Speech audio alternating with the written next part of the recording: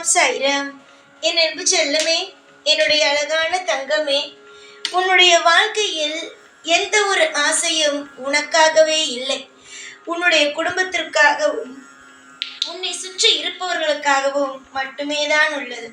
அப்பப்ப என்னிடம் நீ சொல்வாய், எனக்காக நான் ஒன்றுமே கேட்கவில்லை சாயி, என் குடும்பத்துக்காக கேட்குறேன், அதையாவது செஞ்சுதா சாயி. நான் எவ்வளோ கஷ்டப்படுறேன்னு உனக்கு தெரியும். நான் எனக்காகவா கேட்குறேன். என் குடும்பத்தில் இருக்கிற ஒவ்வொரு ஆளுகளும் அவ்வளோ கஷ்டப்படுறாங்க. மனசளவில் நொந்து அவங்களுக்கு கிடைக்கல, ஒரு விஷயமும் கிடைக்க மாட்டேங்குதே அப்படின்னு ஒவ்வொரு விஷயத்துலையும் கஷ்டப்படுறாங்க. அவங்களுக்காக தானே கேட்குறேன். எனக்காக நீ ஒன்றுமே செய்ய வேணாம், அவங்களுக்காக நீ நல்லது செஞ்சால் மட்டும் போதும் அப்படின்னு நீ கேட்குற பாரு. இந்த மனசு எத்தனை பேருக்கு வரும்?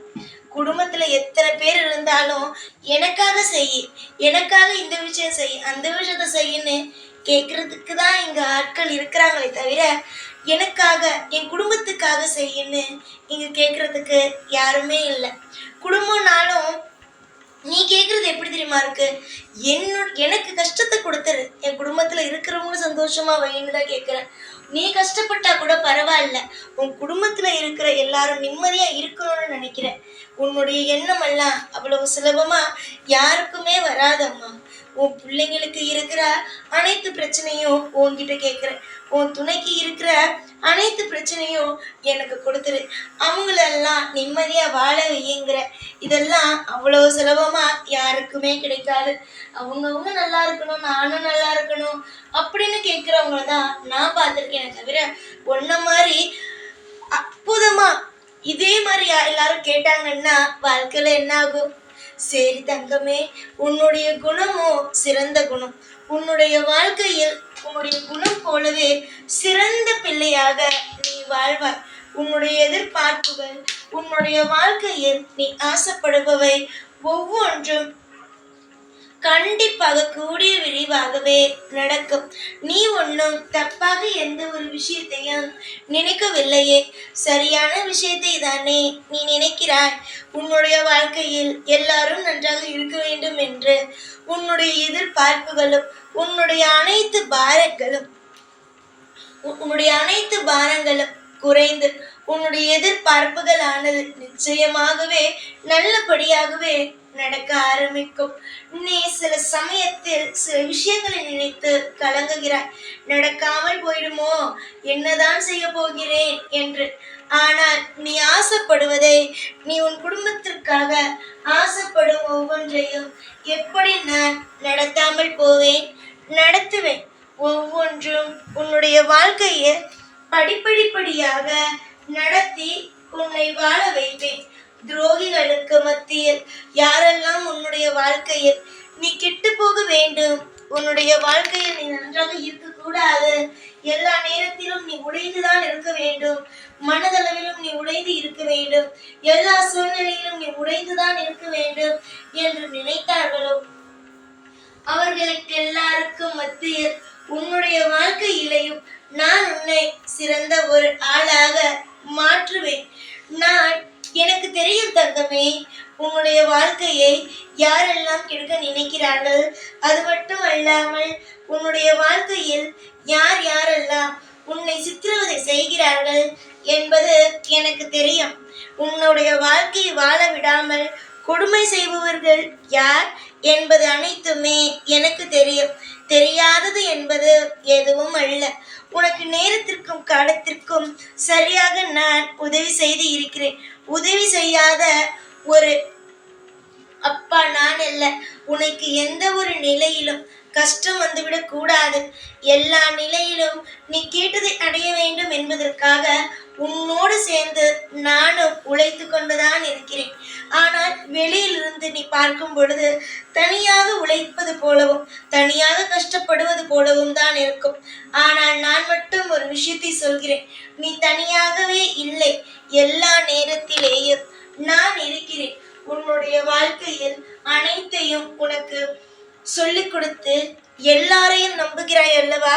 அதற்காக யார் எப்படிப்பட்டவர்கள் எந்த சூழ்நிலையில் உன்னை உபயோகப்படுத்திக் கொள்கிறார்கள், எந்த சூழ்நிலையில் உன்னை உபயோகப்படுத்தாமல் உன்னுடைய வாழ்க்கையை சின்னா பின்னமாக்குகிறார்கள். உன்னுடைய வாழ்க்கையை எதற்கெல்லாம் அவர்கள் காய் நகர்த்துவது போல் நகர்த்தி உதவியை பெற்றுக்கொள்கிறார்கள் என்பது எனக்கு நன்றாக தெரியும். சுயநலமாக சிலர் பழகுகிறார்கள், ஆனாலும் அவர்களை உன்னால் கண்டுபிடிக்கவே முடியவில்லை. சுயநலமாக பழகுபவர்களை நிச்சயமாக நீ உன்னுடைய வாழ்க்கையில் சேர்த்து கொள்ளாமல் இருப்பதுதான் நல்லது, தெரியுமா? சுயநலம் உள்ளவர்களோடு நீ பழகும் பட்சத்தில் உன்னுடைய வாழ்க்கையில் கஷ்டம்தான் வருமே தவிர இஷ்டம் என்ற ஒன்று கண்டிப்பாக வராது. கஷ்டத்தோடு வாழ வேண்டும் என்று ஏன் நினைக்கிறாய்? உன்னுடைய வாழ்க்கையில் எத்தனையோ விஷயங்களை கஷ்டம் பிரச்சனை என்று கடல் போல இருந்தது. அனைத்து விஷயத்தையும் தாண்டி வந்த உனக்கு கண்டிப்பாக இப்பொழுது உன்னுடைய வாழ்க்கையில் உன்னுடைய அனைத்து விஷயத்திலேயும் தொந்தரவு கொடுத்து கொண்டு இருக்கும் ஒவ்வொரு விஷயங்களையும் உன்னால் கடந்து வர முடியும்.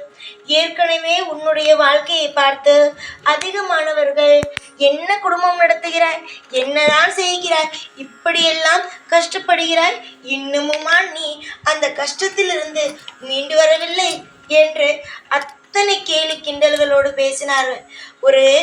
ஒருவனுடைய வாழ்க்கையில் ஒரு கஷ்டம் வந்தது என்றால் அது அவ்வளவு சுலபமாக போகாது என்பது யாருக்கும் தெரியாதது என்பதல்ல. அவர்கள் பட்டால் மட்டும்தான் அது கஷ்டம், மற்றவர்கள் பட்டால் அது ஒன்றுமே கஷ்டமே கிடையாது என்பதுதான் இங்கு இருக்கும் சிலர்களுடைய எண்ணம். புரிகிறதா? அவர்கள் கஷ்டப்பட்டார்கள் என்றால் அது வலி, அதுவே நீ கஷ்டப்பட்டாய் என்றால் அது ஒரு சிரிப்பான ஒரு விஷயம் மட்டும்தான், சொல்ல போனால் ஒரு கதை மட்டும்தான். அப்படிதான் பல பேர் உன்னுடைய வாழ்க்கையில் நீ சொல்லும் விஷயத்தை எல்லாம் ஒரு கதையாக கேட்டுக்கொண்டு இருக்கிறார்கள். யாரெல்லாம் எந்த ஒரு உணர்ச்சியும் இல்லாமல் நீ கஷ்டப்பட வேண்டும், எல்லாவற்றிலும் நீ தோல்வி அடைய வேண்டும் என்று நினைக்கிறார்களோ அவர்களுக்கெல்லாம் நிச்சயமாக தண்டனை என்ற ஒன்று கொடுக்கத்தான் போகிறேன். கூடிய சீக்கிரம் பார், உன்னுடைய காதுக்கு நீ கஷ்டப்படும் பொழுதெல்லாம் கஷ்டப்படட்டும். இவளுடைய எண்ணத்திற்கு இவள் கஷ்டம்தான் பட வேண்டும், இவள் இப்படிதான் இருக்க வேண்டும், அப்படிதான் இருக்க வேண்டும் என்று விமர்சனம் செய்தவர்களுக்கு கட்டாயமாக அவர்கள் எப்படியெல்லாம் உன்னை விமர்சனம் செய்தார்களோ அப்படியே அவர்களுடைய வாழ்க்கையை மாற்றுகிறேனா இல்லையா என்று பார். ஆளுக்கு ஆளுக்கு ஒவ்வொன்று சொல்லுவார்கள். ஒரு நபரிடம் உன்னுடைய வாழ்க்கையை பற்றி ஏதாவது ஒரு விஷயத்தை சொல்லிவிட்டாய் என்று வைத்துக்கொள். அவர்களுக்கு வாய்க்கு வந்தது போலெல்லாம் என்னென்னமோ பேசுவார்கள். அறிவுரை என்ற பெயரில் என்னென்னமோ விஷயத்தை எல்லாம் பேச ஆரம்பித்தார்கள், ஆனால் முடிக்கவே மாட்டார்கள். அதனால்தான் நான் உன்னிடம் சொல்வது, எந்த ஒரு நிலையிலும் எந்த ஒரு விஷயத்தையும் மற்றவரிடம் பகிராதே. முக்கியமாக யாரிடம் தெரியுமா? முக்கியமாக யாரிடம் பகிரக்கூடாது என்றால், உன்னை எப்ப பார்த்தாலும் கேலி கிண்டல் இதெல்லாம் செய்கிறார்கள் பார்.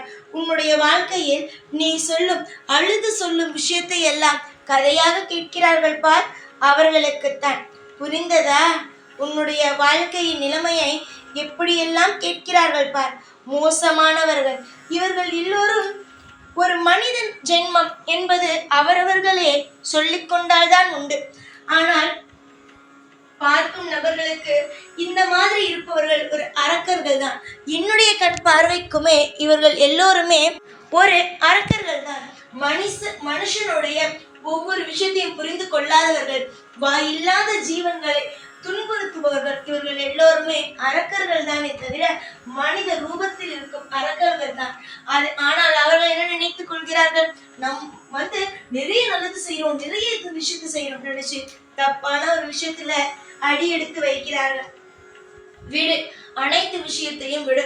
உன்னுடைய வாழ்க்கையில் இதுவரைக்கும் தப்பு உன்னுடைய வாழ்க்கையை வைத்து நீ இப்படி செய்யாதே அப்படி செய்யாதே தேவையில்லாத அறிவுரைகளை சொல்லி, அது மட்டும் இல்லாமல் உன்னுடைய வாழ்க்கையையே அவர்கள் ஒரு கிண்டல் கேலி பொருளாக மாற்றி உன்னுடைய வாழ்க்கை நாசமாக போக வேண்டும் அப்படி இப்படி என்று நினைத்து உன்னுடைய வாழ்க்கையை நீ வாழ விடாமல் இருப்பதற்காக பல திட்டங்களை போட்டு உன்னுடைய வாழ்க்கையை கெடுத்த அனைவருக்கும் தக்க தண்டனையை நான் கொடுப்பேன். இதுவரைக்குமே நிறைய பேருக்கு நான் தண்டனை கொடுத்திருக்கிறேன். ஆனால் அதெல்லாம் அவர்களுக்கு பத்தாது.